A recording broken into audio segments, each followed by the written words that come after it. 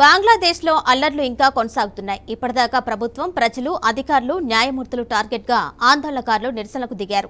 తాజాగా సైన్యంపై తిరగబడ్డారు. బంగ్లాదేశ్లో ఎవరూ సురక్షితంగా లేరు. కొన్ని రోజులుగా జరుగుతున్న హింస ఇప్పుడు అదుపు తప్పింది. మరోవైపు ఆర్మీ జవాన్లపై కూడా దాడి జరిగినట్లు తెలుస్తుంది. గోపాల్గంజ్ ప్రాంతంలో ఆర్మీ వాహనంపై ఈ దాడి జరిగింది.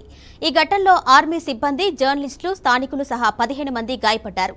షేక్ హసీనాను తిరిగి తీసుకురావాలని డిమాండ్ చేస్తూ వేలాది మంది అవామీ లీగ్ కార్యకర్తలు విధుల్లో నిరసనలకు దిగారు.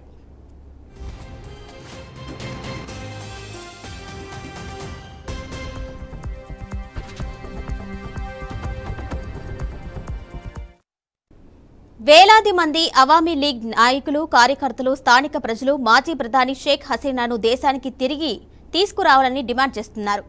ఢాకా కుల్నా హైవేను వారు దిగ్బంధించారు. ఇంతలో ఆర్మీ వాహనం అక్కడికి చేరుకుని రోడ్డు తెరిచి నిరసన విరమించాలని ఆందోళనకారులకు విజ్ఞప్తి చేసింది. అయితే జనం వారిపై ఇటుకలు విసరడం ప్రారంభించారు. అనంతరం జనాలను చెదరగొట్టేందుకు ఆర్మీ సిబ్బంది లాఠీచార్జ్ చేశారు.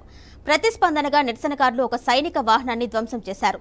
గోపాల్గంజ్ క్యాంప్కు చెందిన లెఫ్టినెంట్ కల్నల్ మక్సూదర్ రెహమాన్ ఈ సంఘటనను ధృవీకరించారు.